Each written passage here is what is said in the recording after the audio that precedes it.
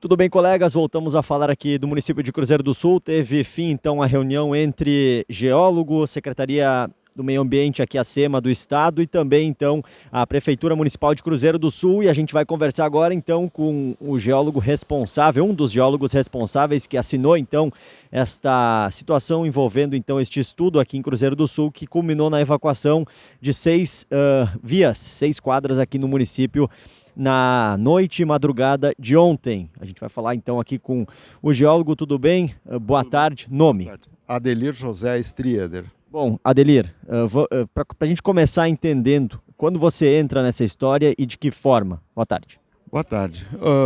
Basicamente o seguinte, um grupo de moradores da área afetada, percebendo o que estava acontecendo de deformação nas suas residências e tal, se reuniu e começaram a entrar em contato com vários profissionais, né?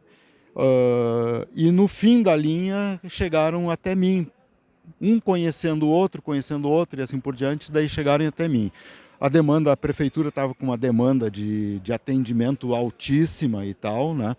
E então os moradores se mobilizaram, né? E aí a gente veio para cá, se reuniu, a gente de outras formas já estava participando de alguns grupos, todos os profissionais que a gente está junto nesse momento já estavam participando de outros grupos de apoio, de ajuda em diferentes formas, e nessa a gente resolveu vir aqui. Por quê? Porque os moradores começaram a colocar num mapa, no Google Earth, todas as posições onde estavam ocorrendo problemas nas suas residências e botando foto.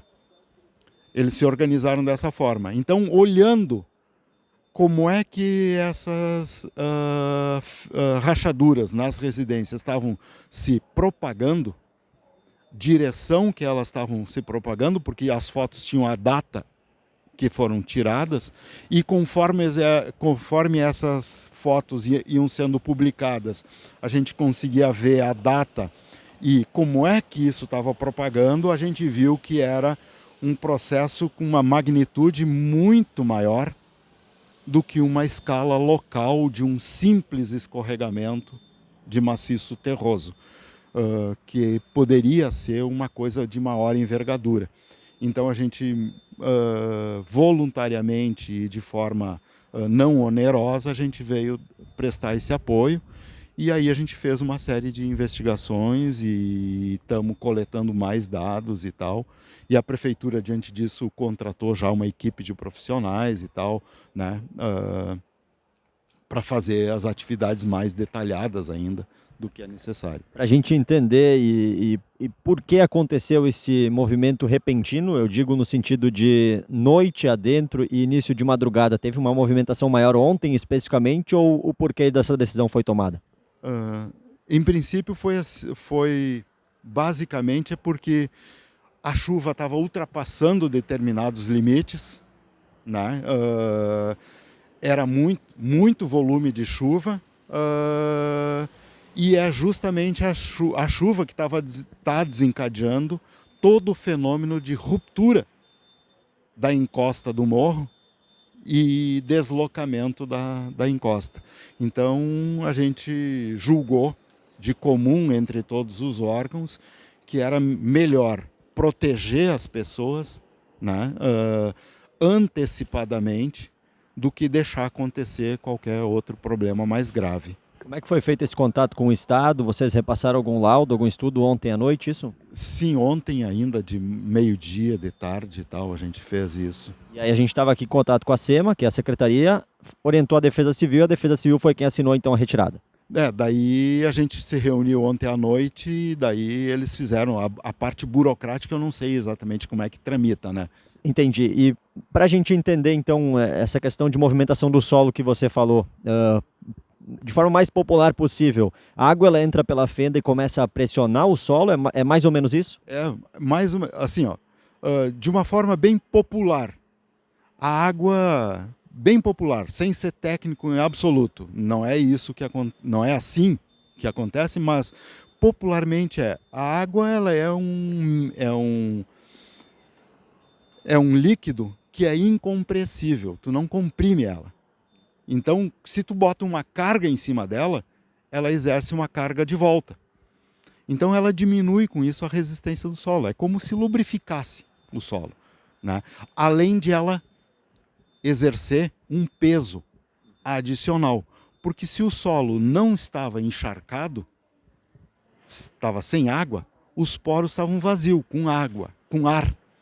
Quando entra água, pesa mais. Então, é assim, ó. E mais com as fendas que estavam se abrindo, da ruptura do terreno, né? Bom, tem fendas ali para cima no morro que entra a minha perna até para cima do joelho. Então, cara, isso é muito perigoso. E a pergunta que não quer calar e que a gente recebe a todo momento desde ontem já, quando as pessoas daqui vão poder voltar para suas casas e ainda se é possível a gente precisar algum dia? Não, é possível retornar para casa. A gente estava avaliando aqui já medidas de contenção, o que a gente vai fazer, como os estudos que o pessoal vai desenvolver, o que a prefeitura vai fazer e tal, o que o governo do estado vai fazer. Então, são várias ações que vão ser tomadas em termos de em nível técnico, mas assim, em nível para a população, o que a gente pensou é o seguinte: a gente precisa de um período de estiagem, sem chuva, para ter o mínimo de segurança para as pessoas. Por quê? Porque esse tipo de fenômeno, ele não dá aviso prévio. A gente não tem assim, vai romper hoje às 5 da tarde. Não, vai afetar só a casa do fulano e não a do Beltrano. Não tem como fazer isso, né? A gente define uma área, que é a área onde está rompendo, né? E em cima disso a gente programou a desocupação, né? A evacuação. Então, assim, a gente precisa de um período mínimo de estiagem que a gente julgou que 3 dias sem chuva. No terceiro dia sem chuva a gente volta, vê e avalia o retorno dos moradores. A gente precisa no mínimo isso. Então a gente está falando esse final de semana não é possível, porque na segunda-feira é uma previsão de chuva estendida, e aí na próxima semana a gente já tem essa possibilidade pela previsão de uma abertura. Então. Aí eu não sei. Aí outra coisa, né? A gente está com um problema, não é problema dos meteorologistas, né? Eles estão lá, têm as ferramentas, estão prevendo 40 milímetros e, 40 milímetros era o que estava previsto aqui para Cruzeiro do Sul entre ontem e hoje. Já deu mais de 100, né? Tá complicado. Mas uma outra pergunta que surge ainda em relação a se a pessoa pode agora chegar na sua casa, fazer a remoção dos seus pertences, suas coisas, é permitido? Isso a Prefeitura e a Defesa Civil vão organizar isso, o pessoal, quem precisa ir buscar documentos, remédio, né, animais que ficaram, alimentos, né, ninguém vai perder alimento, né, então, claro, né, então o pessoal está programando esse tipo de coisa, assim, mesmo hoje ou amanhã e tal, eles estão organizando isso. O que não é permitido é a permanência, né? É a permanência, exatamente. Tá bem, Daí a gente não sabe o que pode acontecer, né? E mesmo assim o retorno ele é perigoso, né? Porque pode acontecer, como você disse, a qualquer momento, né? Exato, né? Mas a gente, daí tem, assim, durante o dia, daí tem todo o pessoal da Defesa Civil, dos bombeiros, da brigada, tá todo mundo prestando esse apoio, vigiando, né? Então, digamos assim, tem risco? Tem, mas assim, é um meio sob controle, né? Perfeito. A gente agradece então a participação do Adelir, ele que é o geólogo, então veio de Porto Alegre, né, Adelir? Sim, vim de Porto Alegre. Veio de Porto Alegre aqui para Cruzeiro do Sul, esteve reunido aqui na prefeitura, vai participar também da reunião da comissão lá em Lajeado, que acontece todos os dias no fim da tarde, e a gente segue então acompanhando, como o Adelir mesmo disse, 3 dias de tempo seco para uma nova avaliação. Aí eles vão fazer então esse estudo para ver a possibilidade de retorno ou não das pessoas para suas casas aqui em Cruzeiro do Sul. Com vocês.